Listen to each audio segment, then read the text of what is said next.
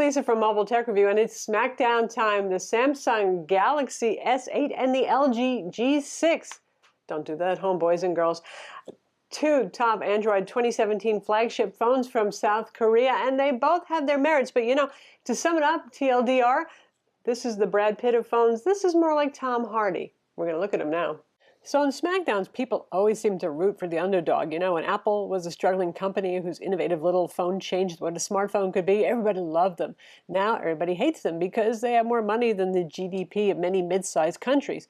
Samsung, you know, they were the underdog. They were fighting Apple, so they were cool. But now Samsung is the huge, huge Android player, and LG, Moto, Sony, and HTC are just struggling to sell enough phones to still make a profit.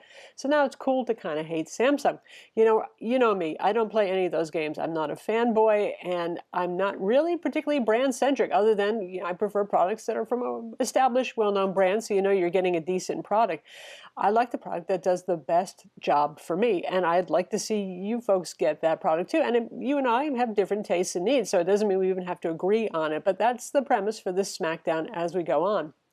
So to start with, Samsung Galaxy S8 really kills it on paper. The specs are just better than the LG G6s. It's hard to deny that, much as one wants to root for LG, but there are other things to consider besides just specs on paper, benchmarks, that sort of thing.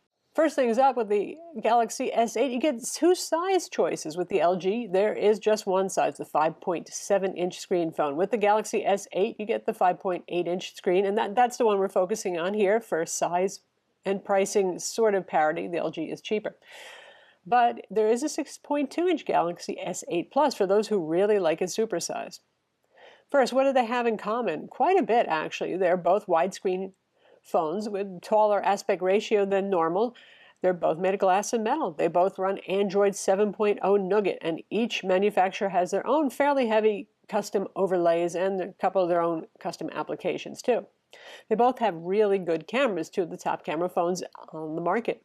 They're both IP68 water and dust resistant. They both have a micro SD card slot and 4 GB of RAM. Quick charging support and wireless charging are standard on both of these. Okay, unless you get the Korean LG G6, which gets a high-quality audio DAC and loses the wireless charging. Gets a little bit weird there. Both support Android Pay. So here's where Samsung pulls ahead on specs and on paper. It has a faster CPU, the Snapdragon 835.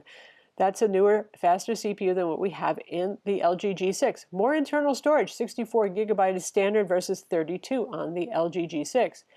Accessories, you have the DeX dock, which kind of turns your Samsung into a computer if you happen to have a spare keyboard, mouse, display. You get the idea. That one, so far, I'm not too bullish on. We haven't seen a really good implementation of something that turns a smartphone into a full-fledged, really useful computer just yet. But there's Samsung's own VR goggles with controller now, and that's kind of fun. I don't know how many people are actually really using VR on their phones, but it's pretty cool. Triple biometrics on the Samsung: fingerprint scanner, iris scanner, and facial recognition scanner. On the Samsung, you have Samsung Pay. LG is working on LG Pay, first out in Korea. We're not sure how it's going to do. Of course, they both have Android Pay, but so far it seems like more people are into Samsung Pay than they are into Android Pay. Samsung gives you AKG earbuds in the box, and they're pretty darn good, too. Close, but they're not quite as good as the Bang & Olufsen earbuds you got with the LG V20, but you don't get any fancy earbuds with the G6. LG fights back with a few good bullet points, though. It's $100 cheaper. That's, you know, if you're buying it outright, certainly that's nice, and it means a little bit lower monthly payment plans there. It has dual rear cameras. I think that's a pretty big thing. These days, smartphone photography is the rage. It's pretty much put the point-and-shoot business out of business. And having both the super wide angle and a normal view lens means a lot more creative photography there. Slightly larger battery, 3300 milliamp versus 3000, but you know, that's not a huge difference there. It's the subjective points where the race gets a lot more interesting and perhaps closer depending on your tastes. If successful phones were just about cutting-edge specs and wild new hardware features, then, Jesus, you know, the iPhone just wouldn't be as popular phone as it is. Typically, Apple is not going for cutting-edge features, but they really focus on usability, ergonomics, the things that make the little difference. Of course, people also like a pretty phone, and that's always helped the iPhone do well. And since Samsung started remodeling the Galaxy line to look as sexy as it does, I think that's really helped them a lot too. And the Galaxy S8 is clearly a phone that's primarily about great looks, with everything else being a modest evolution of either the Galaxy S7 Edge or the Note 7 that preceded it. And that's fine. Like I said, a lot of people really do feel like the phone is a personal fashion statement and status symbol. It's something you have with you. People see on you just as much as they see whatever jewelry or clothing you're using. Now, LG's finally going with that trendy and mature look. No weirdo Friends modules, no more plastic backs. Of course, that plastic back did let them have a removable battery, and with LG letting go of that, it's pretty much the end of the removable battery in any phone anymore. So the LG is a really nice looking glass and metal phone that doesn't take any design chances. You don't get the double curvy screen and all that sort of thing. But you know what? That's part of what the appeal is of the LG G6, because given drop tests that we've seen so far and abuse tests, it looks like the LG G6 is holding up better than the double curve, really front and back, also on the Samsung Galaxy S8. It also gives you straight sides that are easy to grip, easy to pick up, easy to hold onto, so less drops likely to happen there. And it helps offset the slipperiness of the glass front and back, which the LG has every bit as much as the Galaxy S8. Some people like flat phones, like the Galaxy S7 was, and they're bummed there is no flat Galaxy S8. Well, the LG G6 is here to help you and take up the slack. The curves might be pretty, but not everybody likes them in terms of usability. You have edge diffraction and distortion. You can almost count out the little bits of the display that wrap around the edges in terms of how useful they are. I mean, if you're using YouTube and you're watching that great video on how to edit photos like a boss, and the Photoshop menus have wrapped around the top edge, you know what I mean. It's not always ideal, and some people just don't like that. Then there's my pet peeve, which is accidental presses on curved screens. The Galaxy S8 is a lot better than the S7 Edge. S7 Edge drove me totally crazy. I gave up trying to use it as my daily driver. The S8's a lot better, but I have noticed holding it in landscape mode for some reason.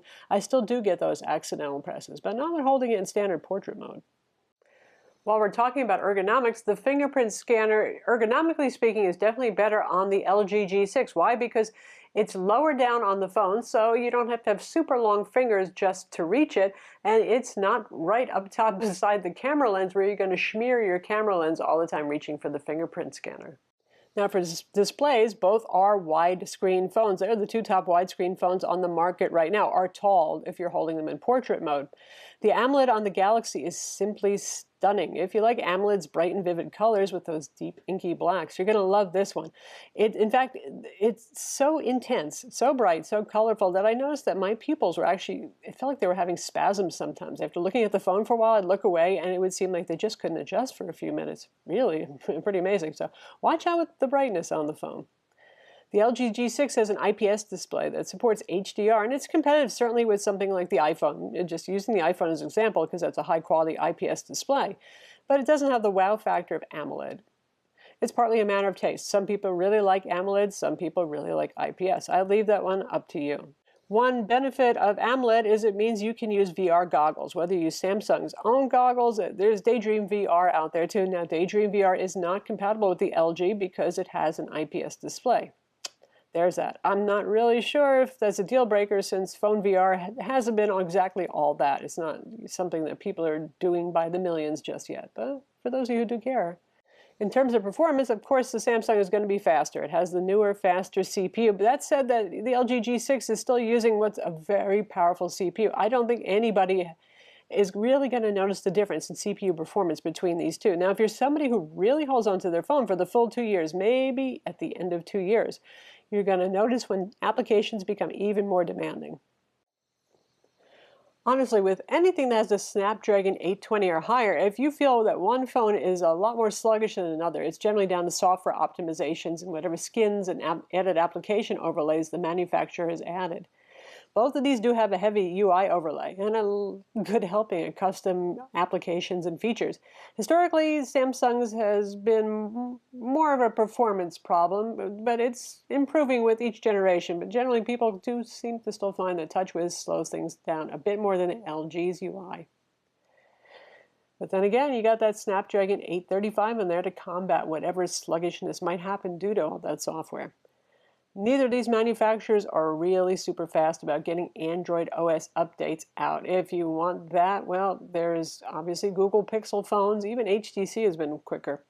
When it comes to cameras, like I said, these are two of the top camera phones on the market right now. Samsung does a bit better job balancing exposure and is noticeably better in low light than most any camera on the market right now in a phone, including the LG G6. I mean, there's just not a lot of noise or color loss in those really dark photos. It's pretty impressive stuff. Now, LG is no slouch. It's just once in a while, occasionally, probably 2 out of 10 photos, I notice where the light balance isn't as ideal as it could be. LG tends to have slightly warmer, not as warm as the iPhone, but slightly warmer, and Samsung goes with a bit cooler and more saturated. Those are things that can be edited with any mobile photo app to suit you, but still, that's how they roll out of the gate. When it comes to 4K video recording, it's really close between the two of these, and you've got optical image stabilization on board for them both. So, well, I might give a slight preference to the Samsung camera overall. LG pulls ahead because of the dual rear cameras. They give you that secondary lens with a super wide angle, and it just opens up all sorts of creative opportunities, particularly if you're doing like wide landscape shots, you want to capture more of the scene, and it's pretty darn fun. And I think that's something that a lot of people really have enjoyed right now, and is kind of the new thing for phone cameras going forward, and I wish Samsung had done that. Instead, it feels like with Samsung, we got a slightly tweaked and improved version of last year's camera, and that's about it. Lastly, battery life. Even though the LG has a little bit bigger battery, well, this is where it gets a little difficult because, you know what, it really depends. It's going to vary by carrier, having something to do with reception. Poor reception eats more battery life, and also what bloatware they pre-install on the phones, because that can actually use up CPU cycles and hit battery life. With the LG on Verizon, I noticed, in fact, that the software load, just booting up the phone and not running anything, was a lot higher in terms of battery drain in the GSAM battery monitor than it was on the AT&T Samsung Galaxy S8. When we had the unlocked LG G6, the pre-released unit from LG, the battery life was really impressive on that. I mean, approaching 5.5 hours of screen on time. But then the Verizon version is more like 4.5. Huh. Now, Samsung with the Galaxy S8 has a real winner in terms of battery life, and I have been seeing 5.5 to 6 hours of actual screen on time. That means actual use time. Now, there's one caveat there. Samsung ships the phone, this is a little slippery of them, that with it set to full HD resolution by default, well, widescreen version of full HD 1080p. So if you up that up to the native QHD Plus resolution, the battery life will drop some, but it's not as hideous as you think. And for those of you who have S8s and your battery life hasn't been good, one thing I have noticed, the ambient light sensor sometimes is a little bit wonky. I had it in a fairly dark room and it was running unusually bright. And then I brought it into a sunny location, and or somewhat sunny, and it kind of adjusted itself. So keep an eye on your screen brightness. It can make a difference. So there you have it, Samsung Galaxy S8 versus LG G6. I'd be happy to own either one. And like I said, on paper, all the specs and the features, well, the Samsung is going to be the winner clearly, but there's more to phones than specs. There's things like ergonomics, particularly location of the fingerprint scanner, the straight sides on the LG G6 that are a little bit easier to hold, to pick up, grab, however you want to say it. And also there's the question of durability, where it seems like our beautiful Samsung phone here may be the more delicate. Oh, and then there's price. It's $100 different too. LG is cheaper. I'm Lisa from Mobile Tech Review. Be sure to subscribe to our YouTube channel for more cool tech videos, and thumbs up if you like this vid.